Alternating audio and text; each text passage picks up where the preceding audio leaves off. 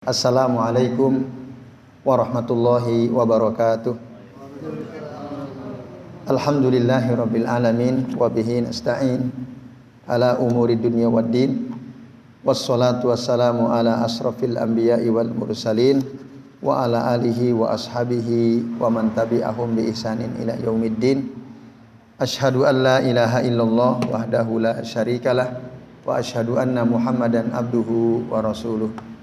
Allahumma salli wa sallim wa barik ala Muhammad wa ala ali Muhammad kama sallaita wa barakta ala Ibrahim wa ala ali Ibrahim innaka Hamidum Majid. Amma ba'du. Bapak-bapak dan ibu-ibu serta jemaah sekalian, rahimani wa rahimakumullah. Alhamdulillah pada malam ini kita bisa berkumpul ya di tempat ini, di tempat yang mudah-mudahan penuh berkah ini, dalam rangka untuk melanjutkan yang ngaji kitab Islahul Qulub karya Syekh Abdul Hadi Hasan Wahbi hafidhahullahu taala ya. Kita masih membahas tentang obat atau penyembuh hati ya. Ilaj al-qalb kalau tidak salah ya. Benar ya? Nah, ilaj al-qulub ya. Di penyembuh hati. Yang pertama, masih ingat? Zikrullah atau tilawatul Quran. Ya, yang pertama qiraatul Quran bitadabbur, yang kedua zikrullah, yang ketiga al-ilmun nafi ya. Itu al-ilmun nafi. Yang keempat ya, yang bisa menyembuhkan hati itu adalah aklul halal wattiqa'u asyubuhat, memakan makanan halal dan menjaga diri dari perkara-perkara syubhat. Nah, ini juga bisa menjadi penyembuh hati. Nah, maka perhatikan betul-betul ya makanan yang kita makan. Jika tidak asal makan maka bisa ngotorin hati, merusak hati. Dan resikonya besar ya kalau hati sudah rusak semua, nanti anggota tubuh kita rusak semua. Baik, mari kita perhatikan halaman berapa? 73 ya. Di kitab antum ya 73, kalau di matan kitab matanya halaman 61. Baik, saya bacakan Rabi'an ya, yang keempat ya, ini kata muallif, kata penulis kitab ini, yang bisa jadi penyembuh bagi hati adalah aklul halal wattiqa'u asyubuhat, makan makanan yang halal dan menjaga diri dari perkara syubhat. Ini berdasarkan hadis dari An-Nu'man bin Bashir radhiyallahu anhuma ya. Beliau mengatakan Rasulullah sallallahu alaihi wasallam bersabda, innal halala bayyinun wa innal harama bayyinun wa ma bainahuma umurun mushtabihat. Sesungguhnya yang halal itu jelas dan yang haram juga jelas, dan yang ada di antara keduanya adalah perkara-perkara yang mustabihat ya, samar. La ya'lamuhunna kasirun minan nas, kebanyakan orang tidak tahu perkara syubhat ini, kebanyakan orang tidak tahu. Pamanittaqo asyubuhati istabra alidinihi wa irdihi. Barang siapa yang menjaga dirinya dari perkara-perkara syubhat, berarti dia telah menjaga kesucian agama dan kehormatan dirinya. Waman waqa'a fi syubhat waqa'a fil haram. Barang siapa yang ya, terjerumus kepada perkara syubhat, maka dia akan terjerumus kepada perkara yang haram. Karra'iyar ahawlal hima ya, seperti seorang penggembala yang menggembala hewannya di sekitar al-hima. Hima itu ya, wilayah yang terlarang. Yusiku an yarta'afih, dikhawatirkan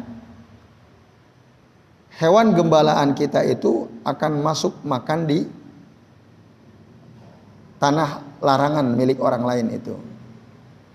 Nah itu, kalau kita dekat dengan perkara syubhat, itu ibarat seorang penggembala yang menggembala hewannya di ya, wilayah yang di situ ada wilayah orang lain. Ya, itu nanti akhirnya hewan kita itu malah makan dari wilayah yang dilarangnya, yang terlarang milik orang lain itu. Kan namanya juga kambing gitu ya. Namanya kambing ya dia asal makan aja. Nah, itu. Maka itulah perumpamaan yang disampaikan Nabi ketika kita tidak peduli pada perkara syubhat. Kita akan masuk kepada yang haram.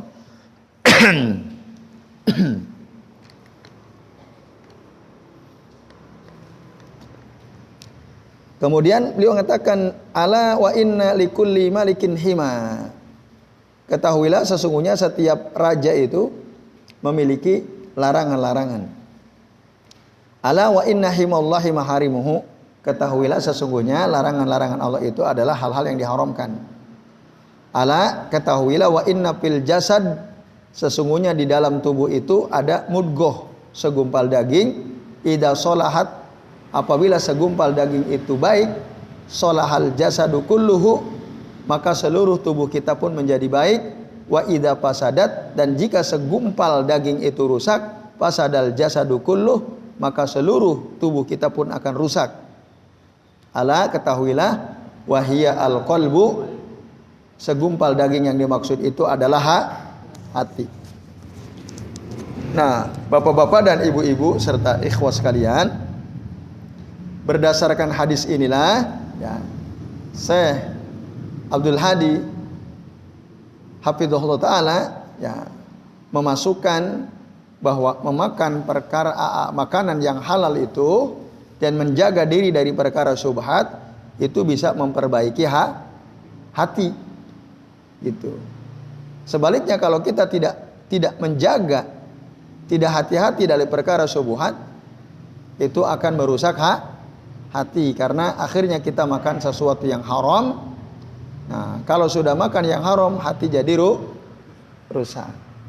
Maka ya, untuk mengobati hati, makanlah makanan-makanan yang halal. Lalu beliau komentar begini, faqaddalla hadal hadisu ala anna aklal halali yuslihu al qalba.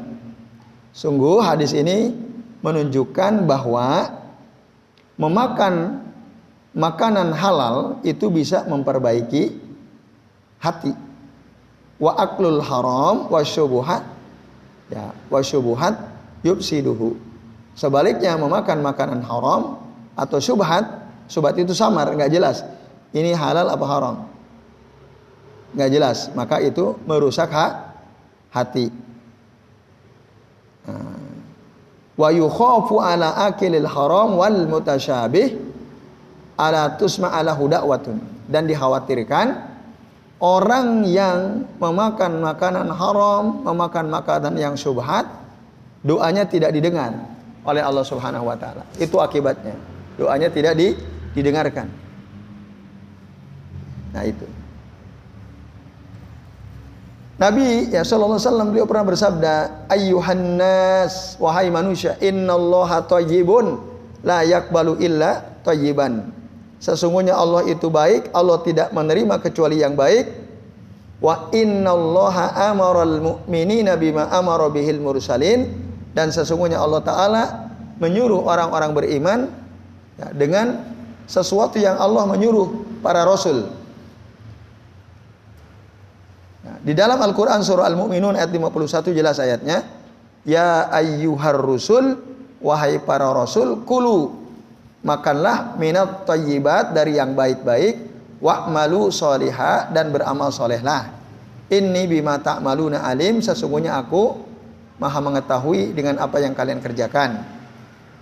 Itu jelas, ini perintah Allah kepada Rasul, suruh makan yang baik. Nah, begitu juga kepada orang-orang beriman.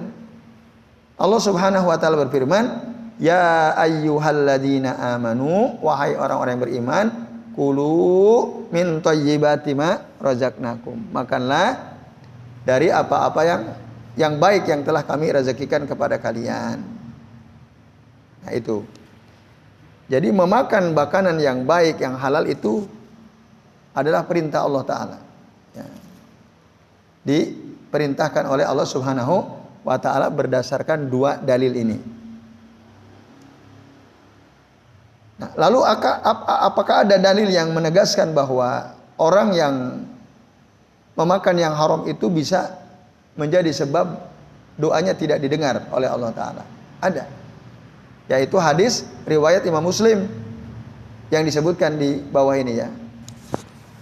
Di mana Nabi pernah bersabda ya, bahwa beliau zakaro ar-rajula yutilu safar, menyebutkan tentang seseorang yang sedang melakukan perjalanan jauh. Ash'asa wa akbar, rambutnya kusut, berdebu bajunya. Ya. Artinya ini orang kesusahan, safar kesulitannya. Saking jauhnya safar dia, sampai dia tidak sempat nyisir rambutnya itu acak-acakan, sampai mungkin dia nggak bisa nyuci pakaian, nggak bisa ganti pakaian, sampai pakaiannya itu berdebu. Nah, ini menunjukkan kelemahan. Yamuddu yadaihi ilas sama, setelah itu dia mengangkat kedua tangannya ke langit seperti ini. Ya. Ya Rob, ya Rob, lalu diucapkan ya Rob, ya Rob. Keadaan orang ini bagus sekali untuk berdoa, sangat layak untuk diijabah doanya. Karena satu, dia dalam keadaan safar. Orang safar itu doanya mustajab. Yang kedua, dia dalam keadaan lemah, as-asa wa akbar tadi. Yang ketiga, dia angkat tangannya. Nah, ini menunjukkan bahwa angkat tangan dalam berdoa itu adalah adab. Adab berdoa itu angkat tangan, menunjukkan bahwa kita itu butuh pertolongan Allah Subhanahu wa taala. Lalu yang keempat, nah, digambarkan tadi dalam hadis itu, dia menyebut-nyebut nama Allah Ta'ala, menjadikan asma Allah sebagai wasilah. Ya Rob, ya Rob. Itu kan disuruh oleh Allah. Lillahi al-asma'ul husna fad'uhu biha. Allah itu punya nama-nama yang baik, maka berdoalah dengan nama-nama itu. Dia udah ngucapin ya Rob, ya Rob. Nah, tapi mat'amuhu haram, makanannya haram. Wa mashrabuhu haram, minumannya haram. Wa malbasuhu haram, pakaiannya haram. Wa gudiya bil haram, diberi makan dari yang haram. Fa anna yustadabu lidzalik. Bagaimana mungkin doa dia diijabah oleh Allah Ta'ala? Padahal keadaannya baik. Tapi karena dia makan yang haram, minum yang haram, ya, punya pakaian dari yang haram, belinya pakai uang haram, itu menjadikan ya, doa-doa dia tidak didengar oleh Allah Ta'ala. Maka anna yustadabu dzalik. Nah, itu dalilnya, bahwa orang yang makan yang haram itu bisa menjadi sebab doa-doanya tidak diijabah oleh Allah Ta'ala. Nah, ini ya bapak-bapak dan ibu-ibu serta hadirin sekalian. Maka berusahalah untuk makan yang halal karena itu obat buat hati kita. Jelas sampai sini ya. Nah, yang terakhir ya, obat hati yang terakhir yaitu yang kelima adalah apa? Mutala'atul qalbi lil asma'il husna was sifatil ula. Ya. Apa artinya mutola'ah? Mutola'ah itu ya, memperhatikan maknanya. Ya. Juga apa? Berusaha untuk mengetahui dalam hati kita tentang nama-nama Allah yang baik dan sifat-sifat Allah yang tinggi. Nah, dengan kita mempelajari, berusaha untuk mengetahui nama-nama Allah yang baik, sifat-sifat Allah yang tinggi itu juga bisa menyembuhkan. Nah, itu bisa menyembuhkan hati dari penyakitnya. Nah, kata Syekh Abdul Hadi, ketahuilah, semoga Allah memperbaiki hatimu, bahwa baiknya hati itu, istiqomahnya hati itu, ya, supaya tetap berjalan di atas jalan menuju Allah Ta'ala, Nah, itu mutawakifun bergantung ala jam'iyatihi ala Allah walam sya'asihi bi iqbalihi bil kulliyah. Jadi, Bapak-bapak dan ibu-ibu serta ikhwan sekalian, ya. Hati kita bisa baik, kita bisa istiqomah berjalan di atas jalan yang lurus kepada Allah Subhanahu wa taala, tapi kita ya, harus berusaha gitu.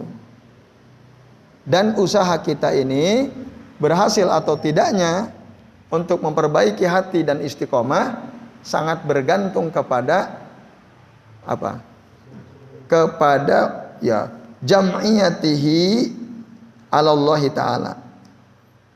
Ya. Maksudnya fokus tujuannya kepada Allah Subhanahu wa taala. Jadi hatinya itu dia fokuskan kepada Allah taala secara totalitas gitu ya.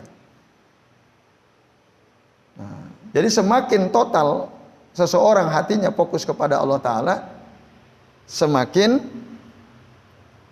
ya, potensi untuk menjadi baik hatinya, menjadi istiqomah, berjalan di atas jalan yang lurus menuju Allah taala semakin besar potensinya.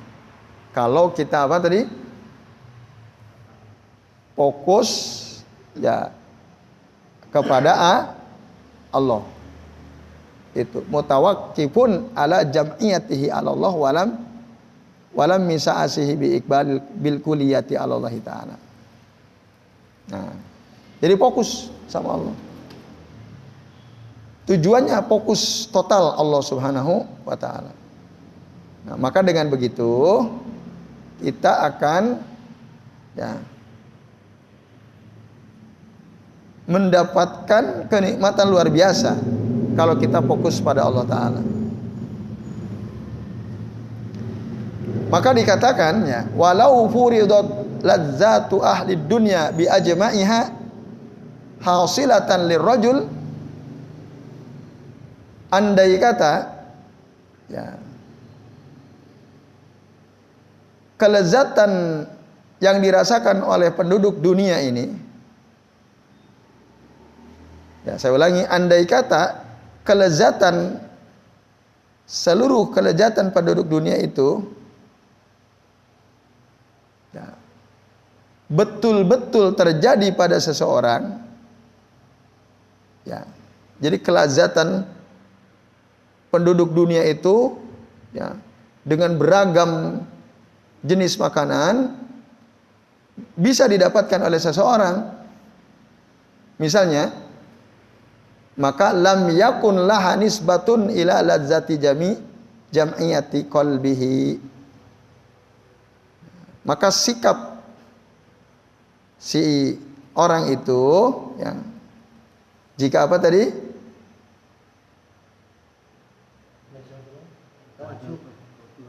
Nah, fokus ya pada Allah taala.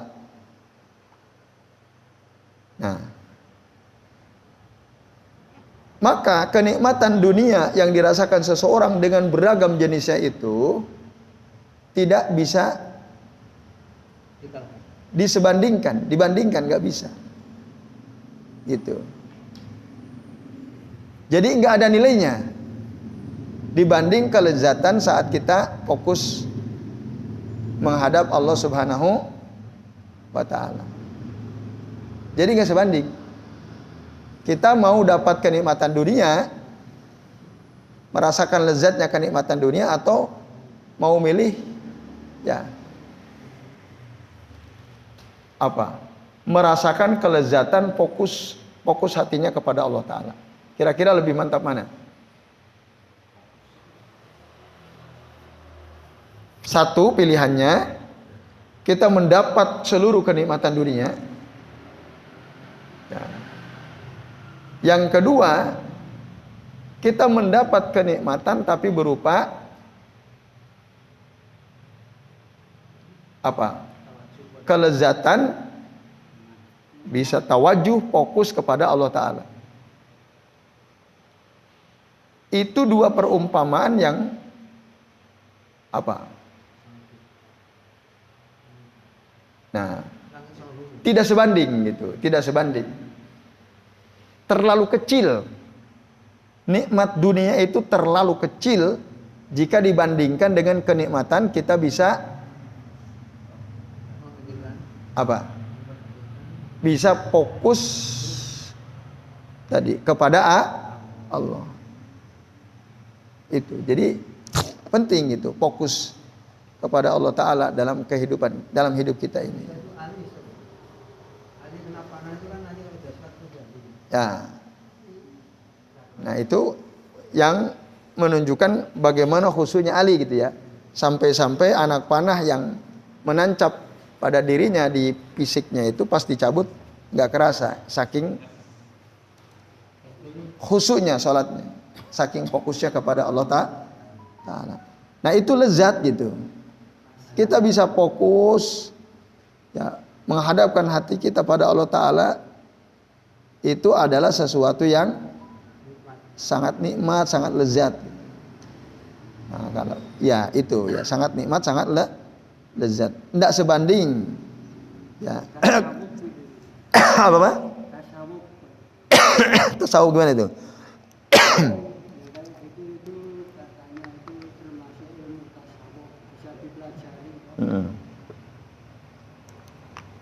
Yang fokus sama Allah gitu ya. Ya. Ya sebagian orang katanya itu harus lewat ilmu tasawuf ya. Ilmu thariqah ya. Sebenarnya tidak. Ya. Apa itu tasawuf?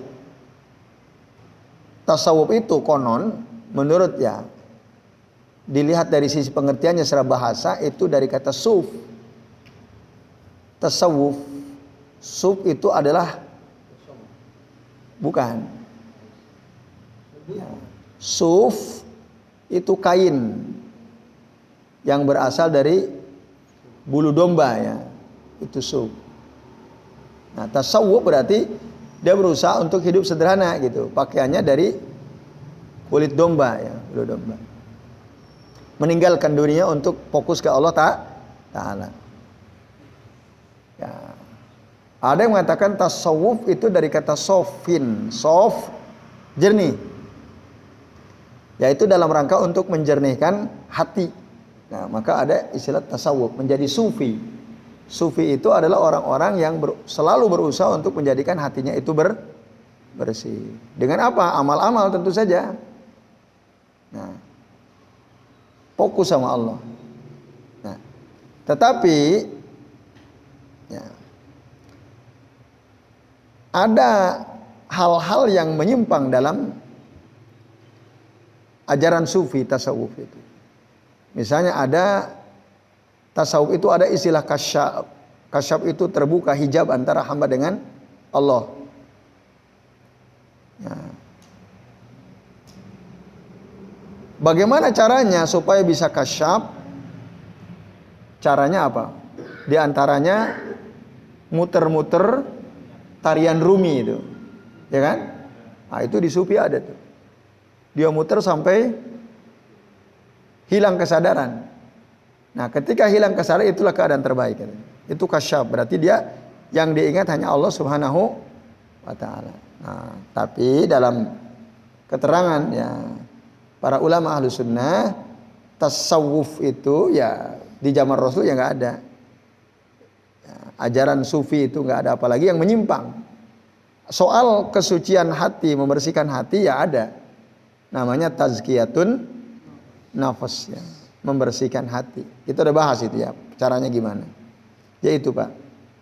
Jadi jangan tertipu dengan istilah tasawuf sufi. Ya itu ya, tasawuf tadi. Jadi fokus pada Allah Ta'ala tidak harus menjadi sufi. Untuk fokus bisa ibadah sama Allah Ta'ala. Bisa nggak kita fokus ibadah sama Allah tapi kerja urusan dunia juga kita lakukan? Bisa nggak?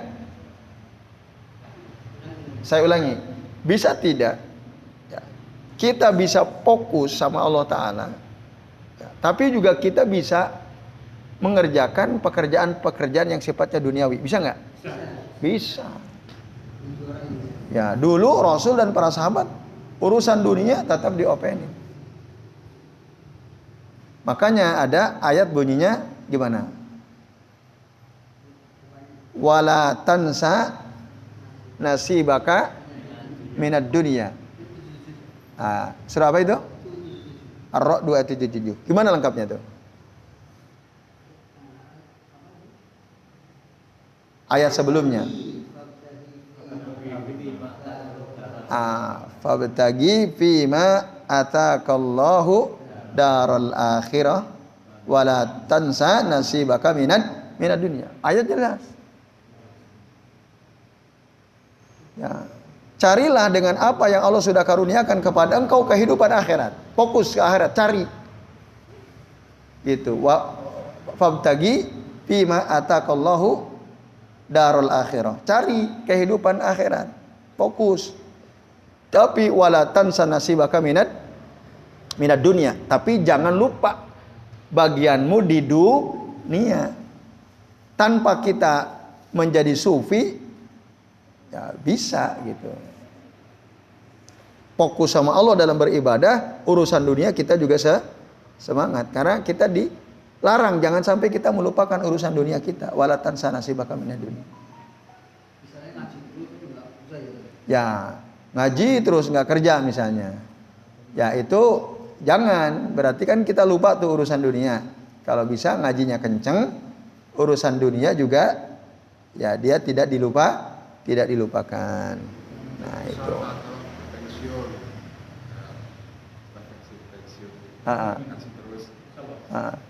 Nah kalau iya. Kalau pensiun ya dia kan dunianya udah ada yang ngurusin, ya kan? Udah datang sendiri dunianya, nggak usah dicari. Itu yang pensiun. Apakah mereka melupakan dunia? Enggak. Coba aja pensiunannya nggak turun, pasti protes. Betul nggak Pak? Terlambat sehari aja protes. Betul Pak Rusan? Nah itu artinya kan tidak melupakan nggak apa-apa, memang begitu. Jangan sampai kita lupa urusan dunia. Nah, waktu masih belum pensiun. Iya. Ya. Artinya apa? Ya, sebagian dari kita yang pensiun ya mereka orang-orang yang tidak lupa dunia. Gitu. Dan memang harus begitu. Wala tansa nasibaka minad dunya. Nah, yang sayang itu udah nyantai hidupnya, pensiun, uang datang sendiri tapi nggak pernah mau ngaji. Wah itu kasihan banget. Ada nggak? Banyak. Yang kayak gitu banyak banget. Ya. Apa?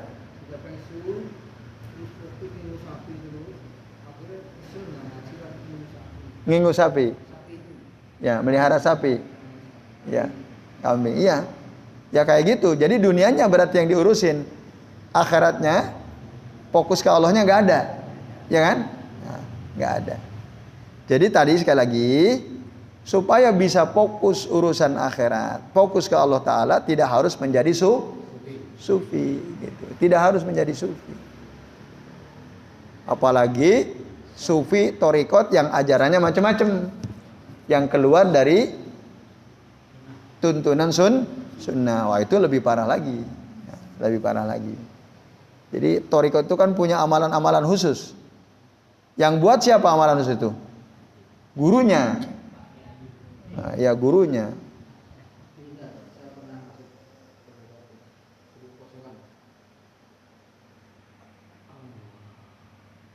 Nah,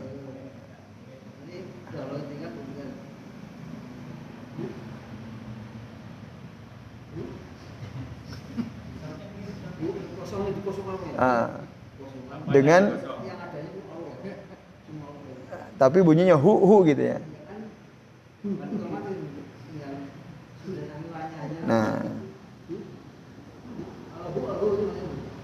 Nah itu kan udah menyimpang kan? Itu maka ada kitab judulnya Ar-Rudud ala As-Sufiyah. Bantahan-bantahan terhadap sufi gitu, Pak. Jadi untuk menjadi bisa fokus sama Allah tidak harus menjadi sufi. Tidak harus. Jadi itu. Baik, kita tuntaskan ini ya. Jadi ya fokus pada Allah itu kelezatannya melebihi lezatnya dunia. Sebab paling agung untuk supaya bisa istiqomah hati kita adalah apa? Ya, adalah mutala'atul qalbi li asma'illahil husna wa sifatihil ula. Ya, jadi hati ya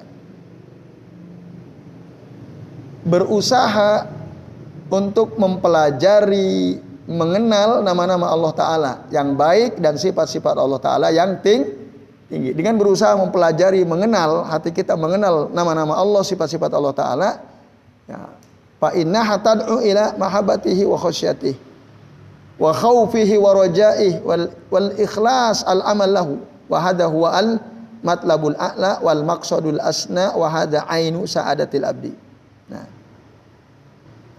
jadi saya ulangi ya, sebab terbesar untuk supaya hati kita bisa istiqomah adalah hati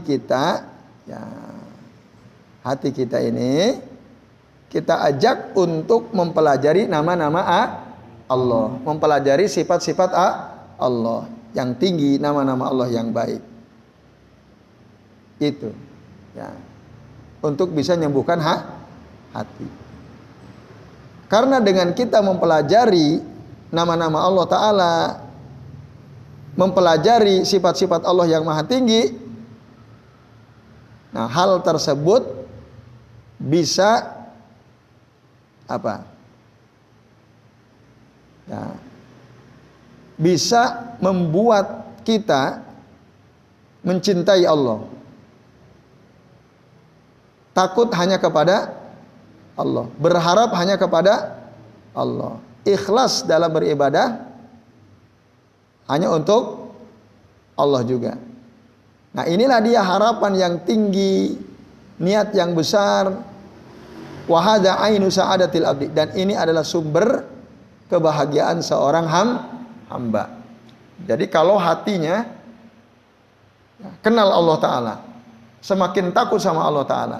Nah untuk bisa sampai pada level itu, pelajarilah nama-nama Allah yang tinggi, sifat-sifat nama-nama Allah yang baik, sifat-sifat Allah yang tinggi. Itu asmaul husna wa sifatuhu al-ul. Benar itu ya. Nah, itu Bapak-bapak dan ikhwas sekalian, a'azani Allah wa iyyakum ajmain. Akhirnya akan membuahkan itu kecintaan kita sama Allah, takut sama Allah, berharap hanya sama Allah, beramal ikhlas hanya untuk Allah. Nah, poin pentingnya di sini ya. Jadi kalau kita ya betul-betul mempelajari nama-nama dan sifat-sifat Allah Ta'ala, nanti kita akan dengan gampang ya merasa cinta, merasa takut, berharap, ikhlas hanya kepada Allah Subhanahu wa Ta'ala. Nah, ini ya Bapak-bapak dan ikhwas sekalian rahimani wa rahimakumullah. Contoh katanya, contoh ya. Walinazkuru misalan wahidan, satu contoh saja. Al-muraqabatul lati hiya min a'la a'malil qulub hiya at-ta'abudu lillahi bi ismihi ar-raqib asy-syahid. Ya. Contoh mempelajari sifat Allah Ta'ala yaitu al-muraqabah. Ya. Apa sifat apa itu muraqabah?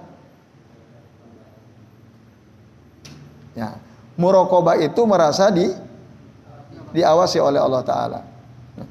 Maka al-muraqabah dia merupakan amalan hati paling tinggi, yaitu beribadah kepada Allah Ta'ala dengan nama Allah Subhanahu wa Ta'ala Ar-Raqib Asy-Syahid. Allah itu diantara namanya Ar-Raqib. Raqib itu senantiasa mengawasi, Asy-Syahid senantiasa menyaksikan. Nah, jelas ya? Itu contoh muraqabah gitu. Kita mengenal nama Allah Ar-Raqib, lalu kita merasa senantiasa diawasi oleh Allah Subhanahu wa Ta'ala. Kira-kira kalau kita selalu ada perasaan ya Rob engkau awasi aku, hidup kita baik atau tidak? Baik. Mau berbuat curang, ingat sama Allah, ya Allah, Engkau lihat hamba, nggak jadi. Hah? Ruku 3 kali. Makan kerupuk 3. Terus nggak dihitung. Nah, itu artinya berarti dia nggak merasa diawasi. Kalau dia, aduh tadi saya makan kerupuk 3, belum dibayar. Tadi kan nggak ditagih juga kan? Nggak ditagih makan kerupuk 3. Kalau kita nggak merasa diawasi, udah bablas kan? Mung kerupuk, mung telu, paling juga nggak direken kan gitu. Ya atau tidak? Iya. Nah, itu siapa orang yang sikap begitu? Orang yang ngerasa nggak diawasi sama Allah Ta'ala. Tapi orang yang merasa diawasi Allah Ta'ala, boro-boro kerupuk 3. Kerupuk 1 pun akan dihitung. Tadi makan apa aja, Pak? Rendang. Apalagi terong. Itu pada saja. Apalagi tahu putih. Ya kan ini contoh. Udah, kerupuknya nggak dihitung. Nah, untung ada yang ingat. Dia ngerasa ini pasti diawasi Allah. Tadi kerupuknya belum dihitung. Oh belum, akhirnya dihitung. Nah itu, yaitu tadi contoh kerupuk ya. Dengan sikap muraqabahnya Allah Subhanahu wa Ta'ala. Jadi ya, ini yang dimaksud mutala'atul qulub li asma'illahi ta'ala wa sifatihi asma'illahi ta'ala al-husna wa sifatihi al-uliya. Itu. Nah, mempelajari nama-nama Allah Ta'ala itu penting. Makanya sih mutala'ah. Pelajari, perhatikan. Berdasarkan hadis dari Nabi SAW, dari Abu Hurairah radhiyallahu anhu, bahwasanya Nabi pernah bersabda, Inna lillahi tis'atan, Inna lillahi tis'atan wa tis'ina isman. Sesungguhnya Allah itu punya 99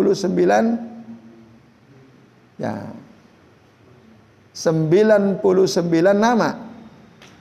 Mi'atan illa wahidan, 100 kurang 1. Gitu kan? Man ahsoha dakhalal jannah. Nah, man ahsoha dakhalal jannah. Ada ya, sebagian orang memahami hadis ini, ya, ini hadis muttafaqun alaih ya, dengan cara terlalu menyederhanakan gitu ya, mensimplifikasi ya, nyimpel, menyederhanakan. Udah yang penting katanya, kan sering terjemahkan bahwasanya Allah itu punya 39 nama, 100 kurang 1 kata Nabi. Maka barang siapa yang menghafalnya, dia akan masuk surga. Nah, asal hafal. Makanya banyak tuh pengajian-pengajian Asmaul Husna dimulai ya. Nah, yang penting hafal kan gitu. Hafal to itu bukan mutolaah itu. Mutolaah itu ya hafal tur paham. Nah, yang dijamin masuk surga dengan mempelajari nama-nama Allah Subhanahu wa Ta'ala, ya, sekaligus kita hafal maknanya dan apa?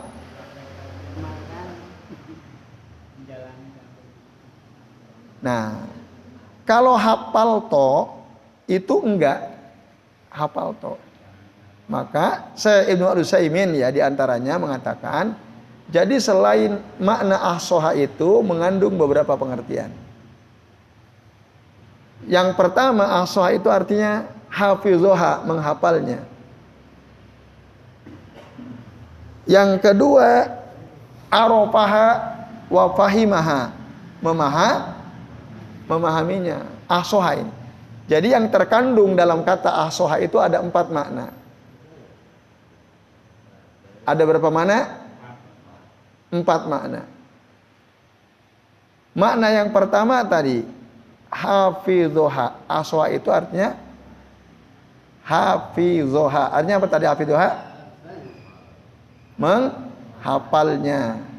Arofaha, mengetahuinya. Wa fahimaha, memahaminya.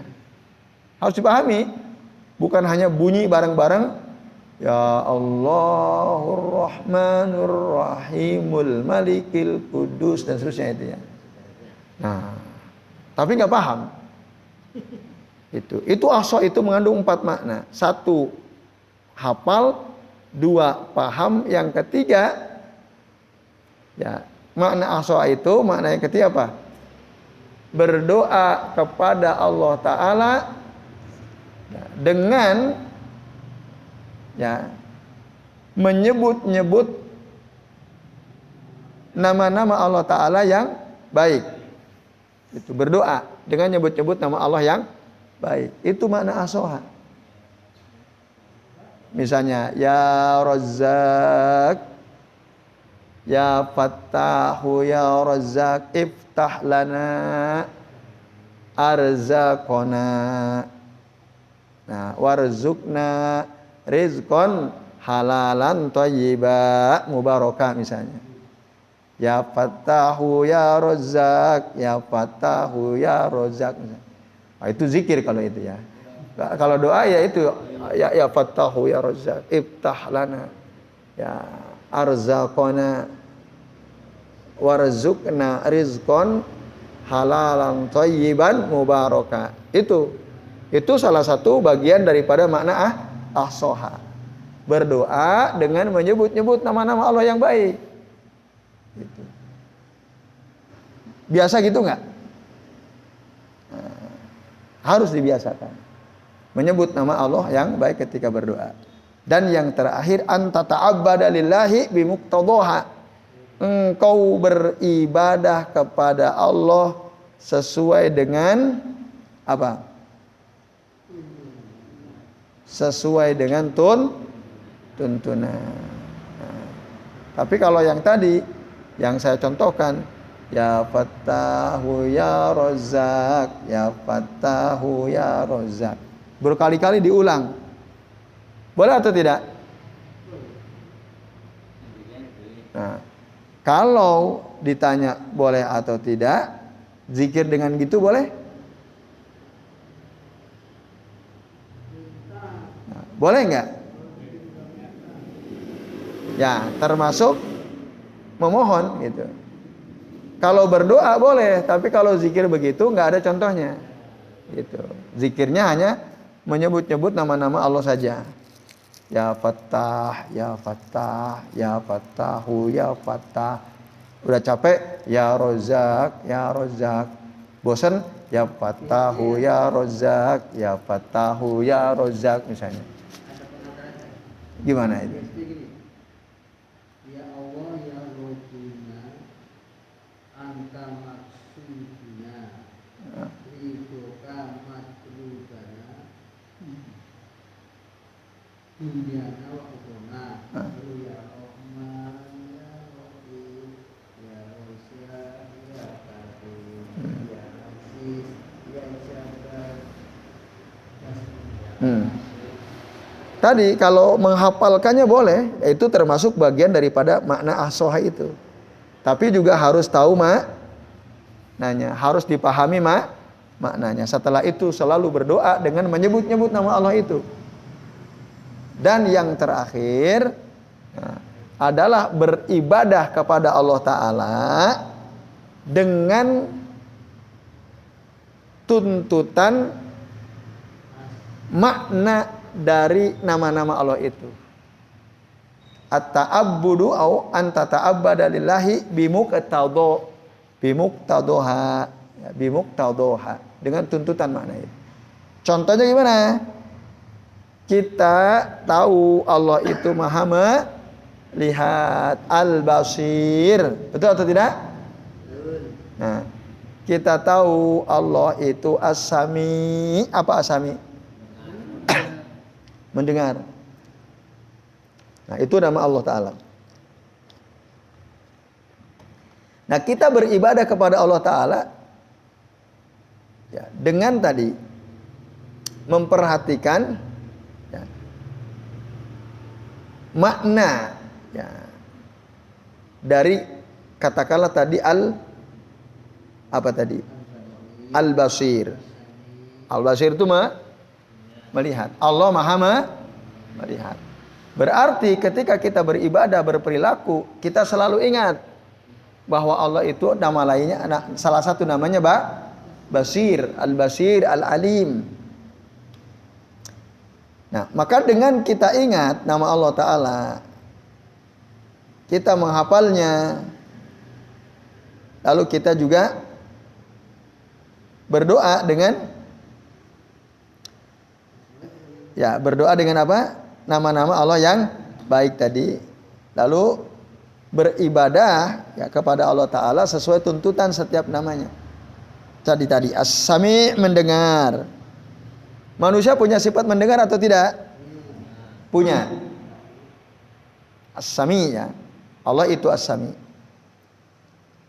Nah, Bapak-bapak dan ikhwas sekalian, konsekuensinya kalau kita tahu Allah itu Maha mendengar, kira-kira apa konsekuensinya?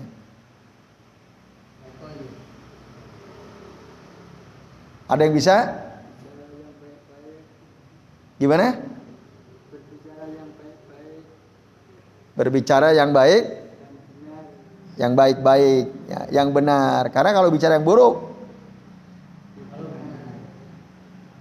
apa? Nah, akan dicatat dan itu melanggar tuntunan.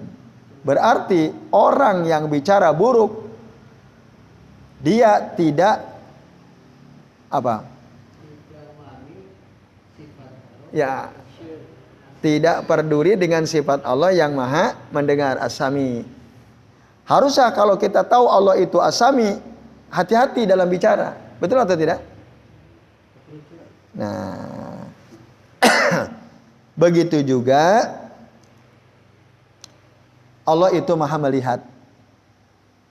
Allah lihat nggak kalau kita makan di warung Padang kerupuk, ngambil kerupuk 3? Kalau tukang nasi Padangnya tahu nggak kalau kita makan kerupuk 3? Mungkin nggak tahu. Bayar ora. Ora kenapa? Wong nggak ngerti kok. Apalagi plastiknya kita buang ke bawah misalnya. Kalau ada plastiknya, kalau kerupuk kaleng kan nggak ada bekasnya. Allah tahu, yang jaga warung Padang nggak tahu. Orang-orang yang belanja di situ juga mungkin nggak perhatian. Ya, kerupuk 3. Tapi orang yang dijamin masuk surga tadi, ahsoha. Ya. Karena ya apa tadi? Dijamin orang yang ahsoha itu dakhalal jannah, pasti masuk surga. Kenapa? Ya jelas, wong dia hati-hati dalam setiap berucap karena dia sadar Allah itu Maha mendengar. Wong dia hati-hati dalam setiap perbuatan. Wong Allah Maha melihat. Ya kan? Kalau kita merasa dilihat oleh Allah Ta'ala, kira-kira kita hati-hati atau tidak? Iya, kita pasti akan hati-hati. Nah, hati-hati dalam apa? Berbuat, berbicara gitu. Karena kita paham betul Allah itu Basir, Allah itu Sami, ya, Maha mendengar. Oke, baik. Nah, kita tadi ya. Jadi makna ahsa itu ada berapa? Satu apa tadi? Menghafalnya.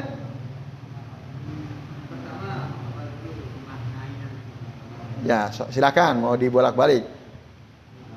Menghafal, mengerti maknanya, memahaminya, terus mengamalkan apa? Isi kandungan atau konsekuensi makna dari setiap nama-nama Allah Ta'ala. Apa? Nah, bisa nggak? Gampang nggak itu? Hati-hati dalam berucap, hati-hati dalam berbuat. Gampang nggak? Dibantah langsung, enggak katanya. Nah, karena ada yang suka bisikin kejelekan. Nah, oke, itu Pak Nasir ya, Bapak Ibu dan jamaah sekalian. Jadi sekali lagi, ya, mempelajari nama-nama Allah Ta'ala itu bisa menjadi penyembuh buat hati. Contoh muraqabah tadi. Muraqabah itu dia beribadah sama Allah, dia merasa selalu diawasi oleh Allah Ta'ala, selalu disaksikan oleh Allah Subhanahu wa Ta'ala. Maka pamata alimal abdu anna harakatihi adh-dhahirata wal batinah qad ahatallahu bi ilmiha. Ya, kapan seorang hamba itu dia paham bahwa seluruh gerakan dia, baik yang nampak ataupun yang tidak nampak, itu ilmu Allah sudah meliputi semua perbuatan kita. Artinya Allah pasti tahu. Allah pasti tahu. Itu ya.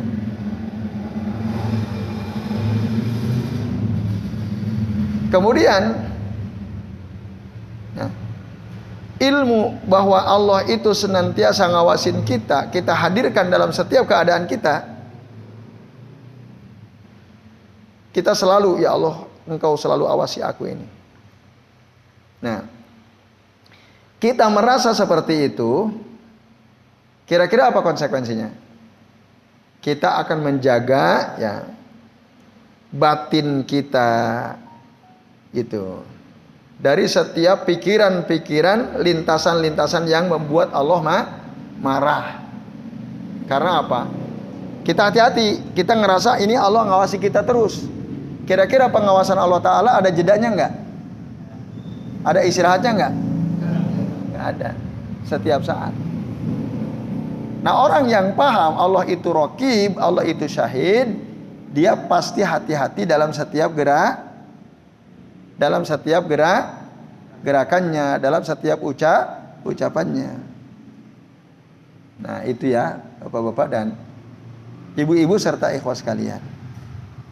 Nah, dan selain dia akan menjaga supaya batinnya tidak berpikir yang macam-macam, tidak ada lintasan keburukan yang menyebabkan Allah marah kepada dia, ya, dia akan pasti menjaga secara zahir. Dirinya dia jaga, perkataannya dia jaga, perbuatannya dia jaga, supaya jangan sampai dimurkai oleh Allah Subhanahu wa Ta'ala. Nah, inilah Bapak Ibu dan Ibu sekalian, ya, jadi faktor kelima atau hal yang kelima yang bisa menyembuhkan hati adalah tadi, tahu, mempelajari nama-nama Allah Subhanahu wa Ta'ala. Dengan tadi menghafalkan, memahami, berdoa dengannya dan beribadah kepada Allah Ta'ala, ya, sesuai dengan tuntutan makna setiap nama-nama Allah yang baik, Asmaul Husna. Nah, akhirnya dia akan menyembah Allah bimaqamil ihsan. Levelnya sudah ihsan. Fa'abadallaha ka'annahu yarah. Dia menyembah Allah seakan-akan dia melihat Allah. Fa illam yakun yarahu fa innahu yarah. Fa illam yakun yarahu fa innahu yarah. Kalau toh kita ini nggak bisa melihat Allah Ta'ala, yakinlah Allah pasti melihat kita. Nah, itu jelas ya. Jadi orang yang sudah sampai pada level ihsan, dia nyembah Allah Ta'ala itu seakan-akan Allah kelihatan. Ka'annahu yara, seakan-akan dia melihat Allah. Tapi nggak bisa. Kenapa nggak bisa? Ya, Nabi Musa aja nggak bisa mau melihat Allah Ta'ala. Gitu. Loh, kalau nggak bisa berarti gimana? Ya sudah, yakinlah bahwa Allah pasti melihat kita. Gitu. Kalau kita toh nggak bisa, ya udah yakin saja Allah pasti melihat kita. Itulah muraqabah. Nah, ini ya Bapak-bapak dan Ibu-ibu serta hadirin sekalian ya. Oleh karenanya, fata'ammal kulla maqamin min maqamatid din wa kulla amalin min a'malil qulub. Ya. Oleh karenanya perhatikanlah setiap makom dari makom-makom keagamaan dan setiap perbuatan dari perbuatan-perbuatan hati. Kaifa tajidu hadza asluhu wa manba'uhu. Nah, artinya itu niscaya ya, kaifa di sini. Niscaya engkau akan mendapatkan ya apa? Engkau akan mendapatkan, inilah dia sumbernya, inilah dia asal usulnya. Itu. Dengan apa tadi? Memperhatikan makom-makom agama dan setiap amal perbuatan dari amal perbuatan hati kita. Jadi saya kira ini ya Bapak-bapak dan Ibu sekalian rahimani wa rahimakumullah. Jadi penting sekali mempelajari apa tadi? Nama-nama Allah yang husna, yang baik. Itu penting. Jelas ya? Nah, karena dengan kita mempelajari nama-nama Allah yang baik berarti jaminannya surga. Tapi bukan hanya sekedar hafal, tapi harus juga dipahami, harus juga sebelum diamalkan apa? Berdoa dengan nama-nama Allah Ta'ala. Dan yang ketiga tadi, beramal ya, beramal apa tadi? Sesuai dengan konsekuensi makna dari setiap nama-nama Allah Subhanahu wa Ta'ala. Itu. Yaitu. Jadi kalau kita tanya diri kita masing-masing, kita ini udah pernah belum mempelajari nama-nama Allah Ta'ala? Kayaknya perlu tuh. Nah, itu. Atau ya kita taunya cuman yang populer aja kan gitu. Maka emang penting kita nanti suatu saat belajar fiqhu asma'il husna. Fikih tentang nama-nama Allah yang baik. Ada itu kitabnya. Di antaranya kalau saya Abdul Razak Al-Badar, hafizahullah taala, atau karya yang lain itu ya, Fiqhu al-Asma'il Husna, supaya tidak hanya hafal tapi juga paham. Nah, tapi juga berdoa dengan nama-nama tersebut, sekaligus juga kita apa? Beribadah kepada Allah Ta'ala apa? Sesuai dengan konsekuensi atau tuntutan ya, dari setiap nama-nama Allah yang baik ya, dari setiap nama-nama Allah yang baik. Saya kira jelas ya. Asmaul Husna itu memang wajib ya, kita kalau ingin masuk surga wajib kita pelajari. Nah, dalam surah Al-A'raf ayat 180 Allah mengatakan walillahil asmaul husna fad'uhu biha. Allah itu punya nama-nama yang baik ya.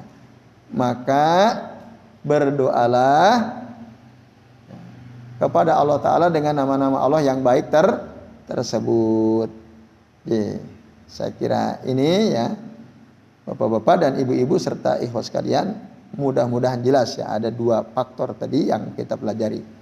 Ya, cukup saya kira. Selebihnya kalau ada yang mau tanya kami persilahkan. Silakan Pak Haris, Pak Wikan, Pak Haris dulu silakan. Salah satu adab berdoa itu tadi mengangkat tangan. Kemudian Rasulullah itu tidak pernah mengangkat tangan pada waktu berdoa setelah sholat wajib. Ya. Kemudian mengangkat tangannya pada waktu apa Rasulullah? Dan itu tadi apakah tidak kontradiksi hadisnya? Angkat tangan dengan tidak angkat tangan. Jadi terima kasih Pak Haris. Monggo Pak Wikan. Saya itu ditawari teman produk Ya. namanya rokok herbal. Ya. Nah ini yang saya mau tanya dulu. Katanya rokok herbal itu untuk pengguna yang jantung yang daging gitu, yang bisa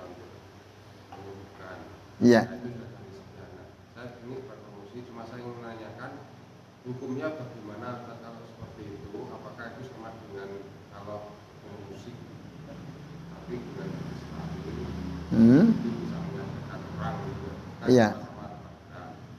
Iya. Tapi ini rokok tapi bahannya berbeda. Jadi penyembuhannya modelnya di rokok gitu. Nah, itu bagaimana?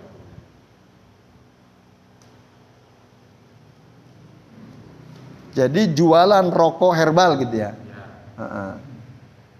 Yang katanya bisa menyembuhkan. Iya. Terima kasih Pak Wikan.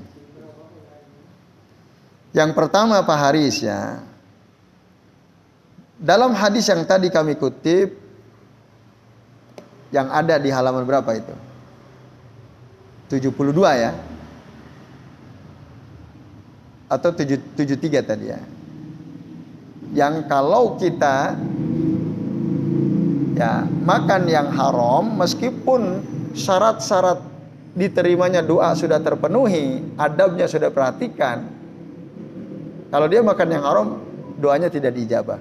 Nah, salah satu di antara adab berdoa yang disebutkan dalam hadis tadi adalah yarfa'u yadaihi ilas sama, angkat tangan ke langit, kedua tangan diangkat.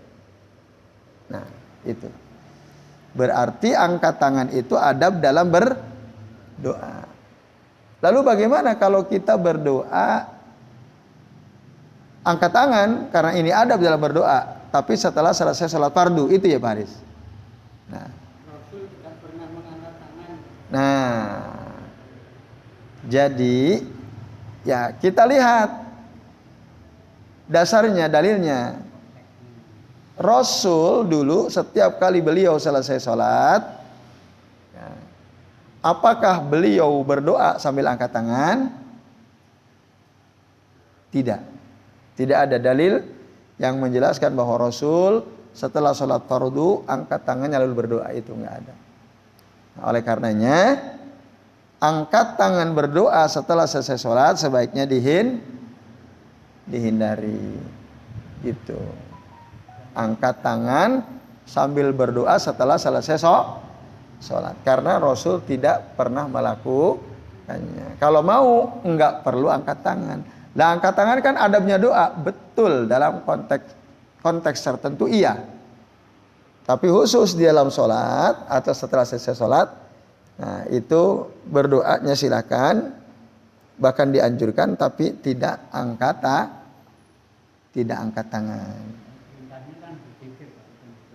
Nah, karena dalam surah An-Nisa 103 ba'da sholat fardu itu adalah disuruh zikir, bukan doa gitu. Nah, itulah yang biasa dilakukan oleh Rasul. Beliau memperbanyak doa waktu sujud dan waktu tasyahud terakhir. Ya itu Pak Haris.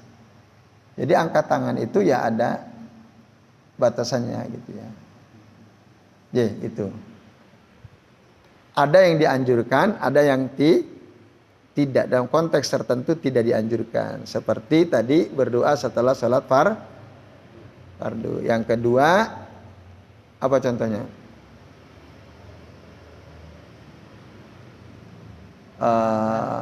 Ketika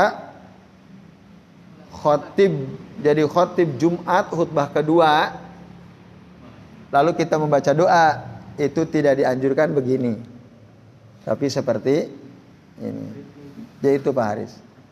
Ada saat memang kita tidak dianjurkan angkat tangan. Jadi saya kira itu jawaban yang bisa sampaikan. Ya. Kemudian yang kedua, Pak Wikan, rokok herbal. Itu gimana? Nah, satu hukum rokok. Para ulama mengatakan, yang kami cenderungi ya, bahwa rokok itu hukum asalnya halal apa haram? Hukum asalnya haram. Dari mana antum tahu haram?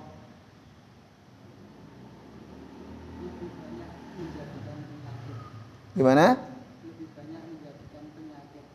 Nah, karena rokok itu madorotnya lebih banyak daripada manfaatnya kan itu. Sehingga ada sebagian ulama memfatwakan rokok itu haram karena menjadi sebab datangnya penyakit. Nah, sementara Allah mengatakan, ya, la tudlu anfusakum ila tahluka. Janganlah kalian jerumuskan diri kalian kepada kebinasaan. Merokok itu bisa menjadi sebab seseorang itu binasa. Tapi ini masalahnya rokok herbal. Berbahaya atau tidak ketika dihisap?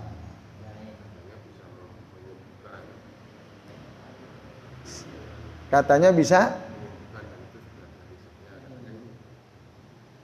Nah, dan itu sudah ada risetnya gitu ya, rokok herbal. Ilah kehalaman rokok itu karena membahayakan. Al-hukmu yaduru ma'a illatin wujudan wa adaman. Hukum itu ya ada dan tiadanya, berlaku atau tidak berlakunya itu sesuai dengan apakah ilahnya ada atau tidak. Alasan diberlakukannya hukum itu ada atau tidak. Kalau tidak ada, berarti boleh atau tidak? Tidak ada madorotnya, boleh atau tidak merokok? Boleh kan gitu. Jadi tadi kaidahnya al-hukmu yaduru ma'a illatin wujudan wa adaman. Jika rokok tersebut udah diriset, bahkan bahan bakunya tak tahu kita ya. Dari apa, halal semua. Diriset ternyata kalau ngerokok herbal ini bisa bikin sehat. Dia bisa mengirim, mungkin memperkuat antibodi dalam tubuh kita ya.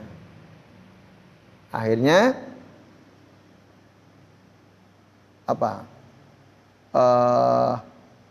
hilanglah alasan rokok itu merusak. Ya kan? Jika alasan rokok merusak itu hilang, berarti apa? Ya. Apa artinya? Apabila alasan dari diharamkannya rokok itu nggak ada, berarti apa tadi? Ini kesimpulan akhirnya? Merokok boleh atau tidak? Boleh. Karena hasil riset menyatakan itu tidak berbahaya. Gitu. Tapi tentu ya itu kan hasil riset para ahli gitu ya. Nah, kalau kita percaya ya sudah, berarti nggak ada masalah. Rokok herbal itu berarti boleh karena tidak berpotensi membahayakan, bahkan menyehatkan. Pakai api dibakar.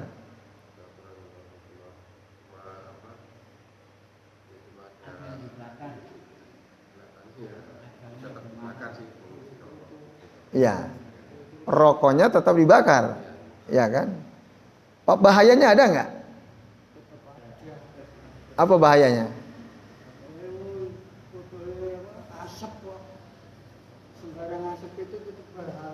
Nah, asapnya berbahaya nggak bagi orang lain?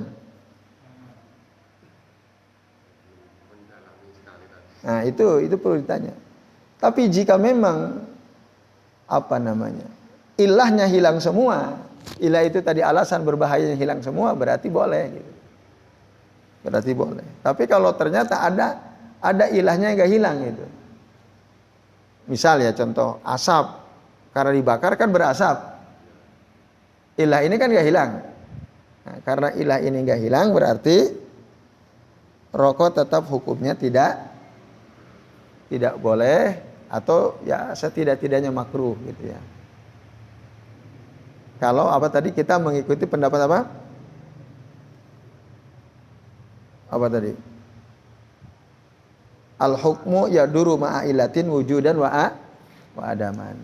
Jadi suatu hukum itu berjalan sesuai dengan apakah ada alasannya atau tidak. Maka ketika tidak ada alasannya, kita bisa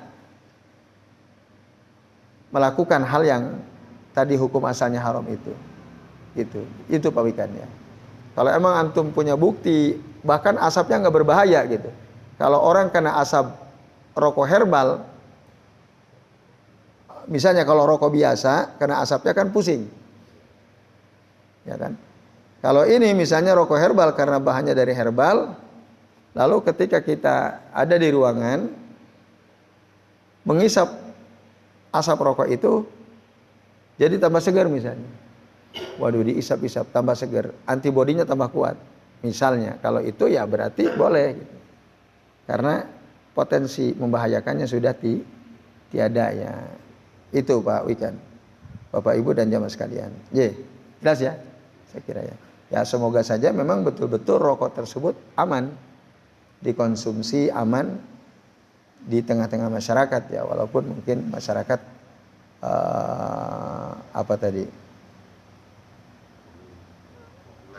belum populer di masyarakat ya, rokok herbal tadi. Jadi saya kira gitu. Antum melihat saja ilahnya masih ada nggak? Kalau sudah nggak ada berarti boleh. Baik, wallahu a'lam bishawab. Jadi saya kira ini ya bapak-bapak dan ikhwas sekalian, a'adzani Allah wa iyyakum ajmain. Semoga bermanfaat ya. Gitu. Ini nanti tinggal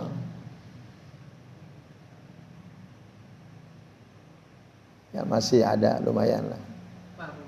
Ya separuhnya. Jadi itu saja.